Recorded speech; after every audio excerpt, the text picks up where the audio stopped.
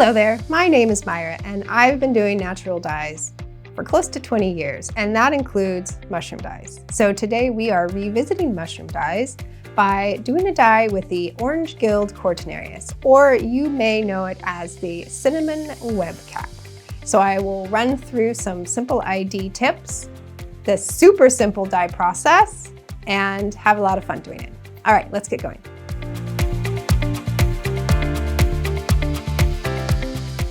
So before we get started, it's important to point out that Cortinarius mushrooms are poisonous if you eat them, so don't do that. But it is okay to touch them. I personally wash my hands after handling them because that's what makes me feel more comfortable. Ideally, we would be doing this dye outside because it can be a little smelly, but because of the weather, we're forced to shoot inside today.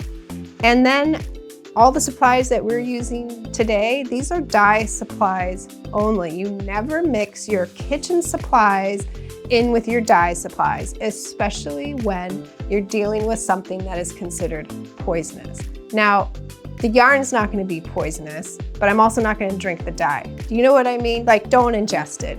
You'll be fine. So let's talk about those supplies. First of all, we have our dye pot and we have a hot plate or a stove. I have my stirring spoon and vinegar because we are going to make this dye bath acidic. If you don't have vinegar, you can also use acetic acid. I have my pH strips because I'll want to test my dye bath. And I have my fiber. Today, it's a small skein of wool that I pre-mortared with alum. And I have my mushrooms. These I collected yesterday. And so I think that's about it. Let's start dyeing. There are a lot of little brown mushrooms out there, and I have often misidentified Cortinarius. It is one of the largest genus of fungi. So I have a separate video that gives great ID tips for the Cortinarius mushroom that I did with my mom, who has been dyeing with mushrooms for 50 years. And I will have a link to that down below. So to start off, we need to prepare our mushrooms, which simply means removing the cap from the stem. The stem has yellow pigment in it, and I want to focus just on the orange pigment. So after you remove your stem, save it and you can do a separate dye with these later. And then after you have your cap, you're just literally going to break it up into small pieces. So I have a jar here and different mushrooms here, which are a little bit older. You don't need to use the jar when you're doing this dye. I simply want to break up my mushroom pieces and add it to the jar so you can see how super cool it is when the dye goes from the mushroom and into the water. So you're going to break up your pieces into small pieces because you want to help the pigment get out, and add it into your jar. Before you break it up, you want to weigh them. So when it comes to a ratio, if you find enough mushrooms, use a 2-to-1 ratio, which means you're using twice as many mushrooms to fiber. So if you have 20 grams of mushrooms, you can dye 10 grams of fiber. I already weighed these previously, so I know that I have twice as many mushrooms to my little small skein of fiber. And before I forget, this is now soaking in warm water because I want that fiber to be fully saturated in water before I add it to my dye bath. It helps the dye absorb more evenly. So you just keep breaking these little guys up into tiny little pieces, just like this.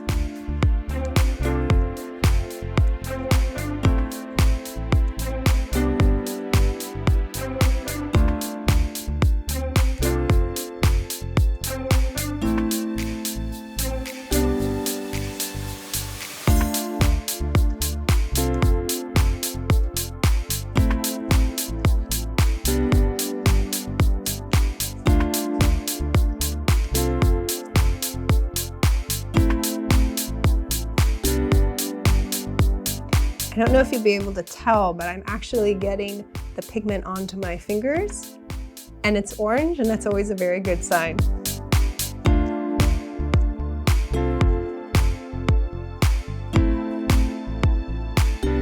Okay, I have my mushrooms broken up, and now I'm going to add boiling water. Now again, I'm just doing it this way because I want to show you how cool it looks. When you do the dye, simply heat water up in your pot and then add the mushrooms. That's perfectly fine. But first, let me grab my boiling water.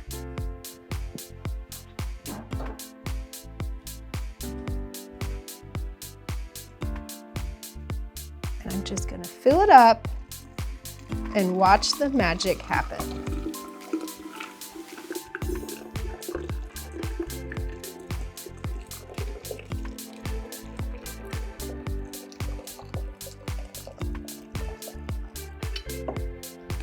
Look how immediate that is.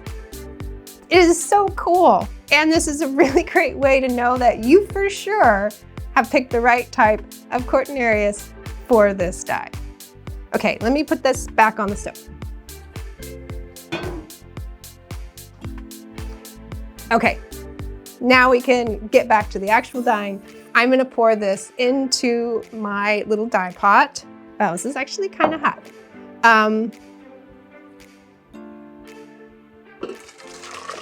It's already very hot, so it's not going to take me very long to get this up to a simmer.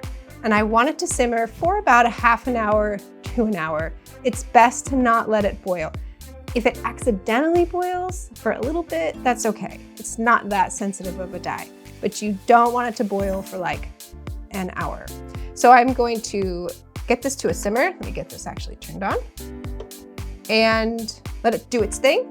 And then we will come back, make the dye acidic, and add our fiber. So this has been going for close to an hour, and I am ready to change the bath to acidic. So before we do that, I'm gonna use my little handy dandy measuring cup because I just wanna look at the color as it is now and see if it changes after we make it acidic. So for right now, I don't know what I would call that. Kind of a dark orange.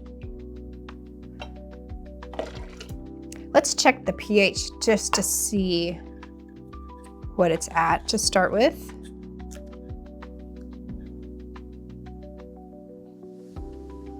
Oh, it almost looks like it's a 7. 6, 7, so that's about neutral. I want it to be acidic, so I'm gonna try to bring it down closer to a 4 or a 5.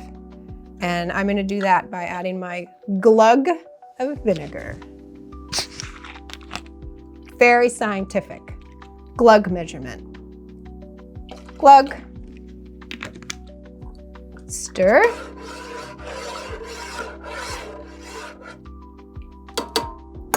Check pH.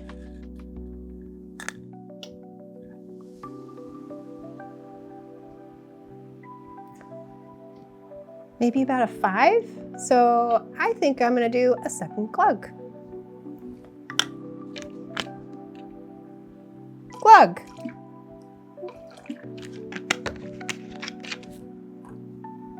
Stir.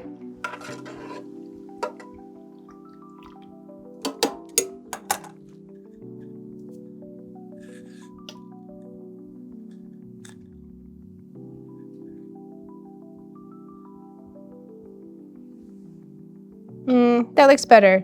I think it's closer to a 4. I think that's good. I could go lower, but I'm just gonna stick with that. The nice thing about an acidic dye bath versus an alkaline dye bath is an acidic bath isn't going to harm the yarn, where an alkaline dye bath, if it's too alkaline, it can actually start to roughen it or make it felt a little bit, but acidic is just fine. Oh, that's right. Let me check the color. I mean, that looks brighter to me. Looks like a clear, brighter orange color. Let me get a bigger scoop and see if we can see it better. You know what? I'm gonna add more vinegar. I just want to see what's going to happen. Glug number 3, or 3.5 at this point.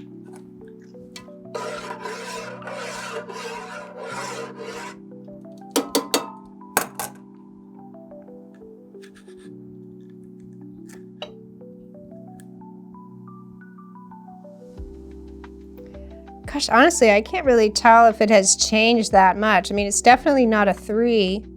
I'm gonna say it's closer to a 4, and that's just gonna be good enough. I have to stop playing around. Okay, let's just see if it brightened it up anymore. I don't know if I can really tell a difference. That's fine, let's just add our yarn because that is really what is going to tell the story. So I have my very well saturated yarn that's been in warm water because I don't wanna shock the yarn. And it's better to have it already soaking in that warm water before we get it into a hot dye bath. Oh yeah. You can see it's already just going this beautiful apricot orange. Oh, that is fantastic. So I'm gonna let this hang out in the dye bath for about an half an hour to an hour. I'm gonna turn it down because I don't want it to boil with the wool in there. And I should mention at this point, I mean, I always say pull it when you like the color. And sometimes when you're doing this dye, an hour later, you're like, this is fantastic, I'm gonna pull the color. And another time you do it and you wait an hour and you're like, this isn't as bright as I thought it would be. And that could be because of the age of the mushroom or who knows what. Just turn it off and leave it in the dye pot overnight.